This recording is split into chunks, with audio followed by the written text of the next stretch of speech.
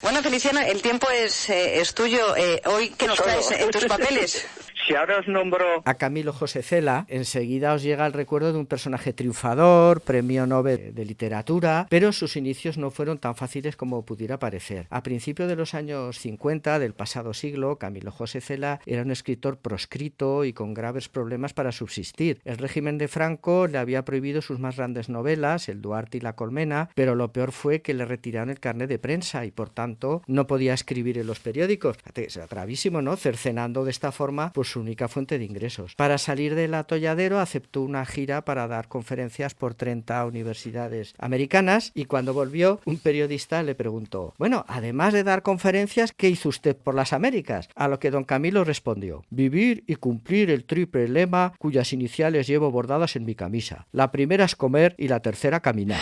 Supongo que es una contestación muy celiana, ¿no? Muy de Cela. Pero ¿cuándo comenzó el éxito de Cela? Pues mira, precisamente en esta gira americana, porque ahí conoció al dictador venezolano Marcos Pérez Jiménez, que nada tiene que ver con las pastillas de calmante vitaminado Pérez Jiménez, quien le encargó una novela para promocionar la imagen de la nueva Venezuela y así además pues fomentar el turismo. Cela escribió La Catira, que es como por esos pagos llaman a las rubias, y Pérez Jiménez quedó muy contento y le llegó a pagar un equivalente, hoy en día estaríamos hablando de 2 millones de euros, un poquito más quizás. Claro, este encargo cambió radicalmente la suerte de Cela, quien abandonó los opresores ambientes literarios madrileños, que para él, como llegó a confesar, tenían el mismo interés que los ambientes odontológicos, y se fue a vivir a Mallorca. Y ahí se forjó, con mucho trabajo, eso sí, pues la carrera del Cela triunfador, que le llevaría hasta el premio Nobel. En Mallorca publicó durante 15 años una prestigiosa revista literaria titulada Los papeles de Son Armadans, y en nuestras tertulias del Café Gijón, su hijo, Camilo José Cela, nos contó que de vez en cuando hacían un número extraordinario dedicado a un personaje relevante de la literatura, pero también de la pintura, porque los Cela también era muy aficionado a la pintura. Entonces el primer monográfico fue para Joan Miró, era amigo de la familia, en fin,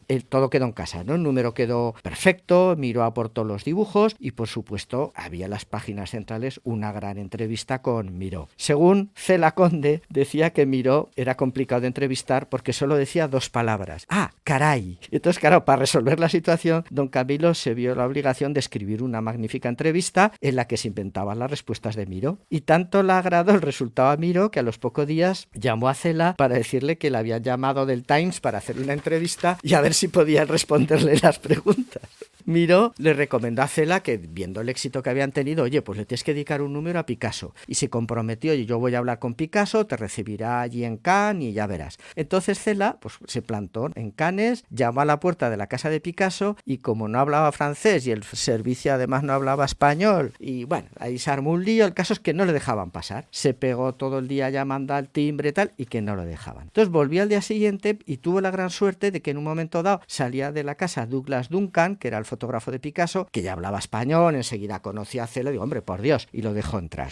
Supongo que Picasso lo recibiría con los brazos abiertos, salir recomendado por Miró. Pues sí y no, porque mira, con mucha precaución, porque Picasso tenía mucho miedo a que se aprovecharan de él. No era nada mezquino, o sea, él con los amigos era muy espléndido, pero muy espléndido, pero también muy desconfiado. Por ejemplo, no dejaba que los amigos vendieran los cuadros que le regalaba. Cuando Lucía Bosé intentó vender todos los cuadros que tenía de él, ¿no? Que tenía muchos, que le había regalado a Dominguín y a ella, pues Picasso montó en cólera y dijo que esos cuadros eran todos falsos. Y en vida, es curioso, fíjate, solo autorizó a vender sus cuadros en vida para que pudiera subsistir a Dora Maar, la famosa Dora Maar. Supongo que por los remordimientos de lo mal que se había comportado con ella. A Picasso le gustaba poner trampas a sus nuevos amigos, a ver si eran de fiar, a veces muy infantiles, pero incluso también a los viejos amigos, aunque no siempre le salían bien. Mira, Picasso inició su carrera en París junto a Chagall y a pesar de sus pelusillas y sus competencias propias de pintores, pues oye, entre los dos habían mantenido una razonable amistad. Cuando Chagall fue a la Costa Azul, Picasso se presentó en su casa hasta 3 veces, justo al mediodía, que es a la hora que se come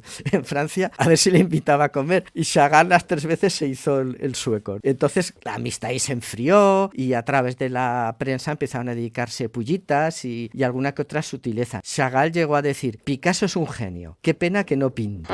Entonces a Cela Feliciano también le pondría alguna trampa, ¿o no? Hombre, bastante ingenua, ¿eh? Hay que decir que Cela llevaba muy bien hecho los deberes, era un gran trabajador y sabía lo que hacía, y enfrentarse a Picasso, ojo, en ese momento no era cualquier cosa, ¿eh? Entonces Picasso lo invitó a comer y ya la mesa Cela vio que el ambiente, que sí, pero que no se había roto aún el telón. Seguía el ambiente un poco frío y sabía que tenía que hacer algún golpe de Cela para impresionar a Picasso, y que además a Picasso le gustaba mucho eso, ¿no? Los juegos, las bromas. Así que cuando François Gillot, su esposa, le ofreció unas patatas, Cela dijo: no me las comeré si no me las da Pablito en la boca. Bueno, ahí Cela ya dio de lleno. Picasso, entre grandes carcajadas, le puso la servilleta atada al cuello como si fuera un niño y le dio las patatas en la boca, ¿no? Y fíjate, contaba a su hijo que este numerito lo debían hacer muy a menudo cuando iban por ahí, porque existe alguna foto de Picasso dándole precisamente a Cela espaguetis en la boca. Después de este golpe ya había saltado la chispa entre los dos genios y ya solo faltaba la prueba de confianza. Así que Picasso le dijo a Cela después de comer: oye, Camilo, mira, yo me voy a dormir la siesta, quédate aquí en el salón, te tumbas en el sofá si quieres, te relajas un poco y luego ya seguimos.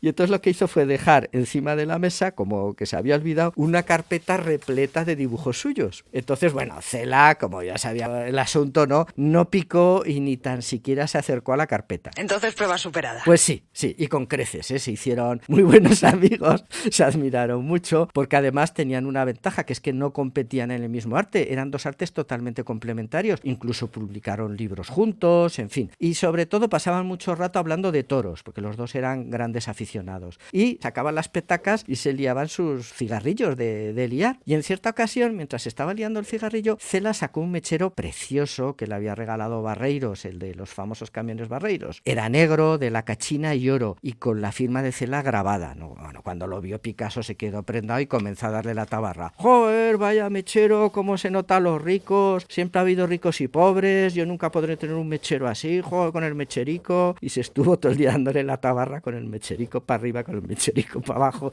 y al final Cela ya se cansó, dijo: anda, toma el mechero que me tienes ya hasta las narices, y se lo regaló. Entonces, al día siguiente se presentó Picasso con una cajita de cartón, Cela la abrió y vio que había una porquería de mechero de plástico.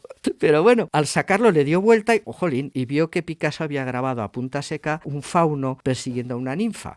Y ya Cela, claro, se percató enseguida de que bueno, el mechero era una birria, pero que el dibujo era una maravilla. Entonces, claro, se quedó extasiado ahí viendo el dibujo, y Picasso la premiaba todo el rato. Oye, espera, sobre todo guarda la garantía, ten mucho cuidado y no pierdas la garantía, que así si te estropea el mechero te lo cambian y te dan otro. Y ahí estuvieron todo el día con la garantía vuelta. Don Camilo evidentemente perdió la garantía, no le importaba nada, no se conserva, pero el mechero lo guardó como oro en paño. De hecho, está depositado en la fundación. Contaba a su hijo que lo que hicieron fue proyectar el dibujo del mechero en una de las paredes de la casa y lo dejaron ahí grabado, pintado. Dice que fue un resultado maravilloso. Pues el dibujo, fíjate, pasar un dibujo de un tamaño, ¿no?, de un mecherito a esa superficie de 4 o 5 metros, y no perdió ni un ápice de su fuerza original, de lo que habla también de Picasso como artista, ¿no?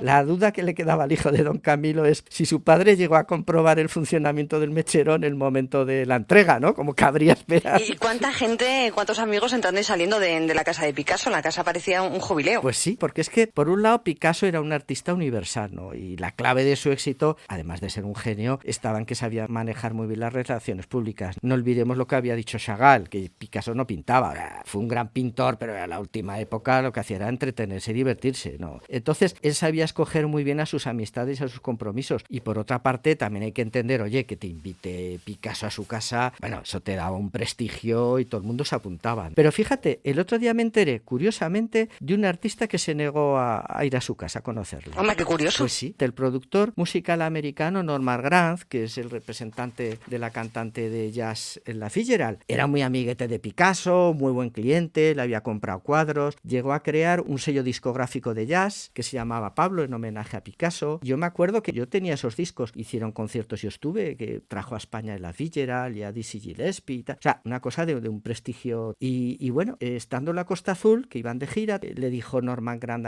a la Fitzgerald: oye, fíjate, esta tarde, oye, nos ha invitado a comer Picasso a su casa, es mi amigo mío, nos está esperando, lo vamos a pasar de maravilla, tal. Y dijo en la Fitzgerald: mira, vete tú solo, porque a mí esta tarde lo que me toca es zurcir calcetines. Oye, pues ha sido genial, sobre todo que estos martes, todos los martes nos vayas acercando estos papeles papeles felicianos y sobre todo que nos ha acercado la figura de Picasso y de Camilo José Cela. Que todo un placer, que muchísimas gracias y sobre todo a cuidarse mucho. Onda Cero Sierra, 106.6 FM.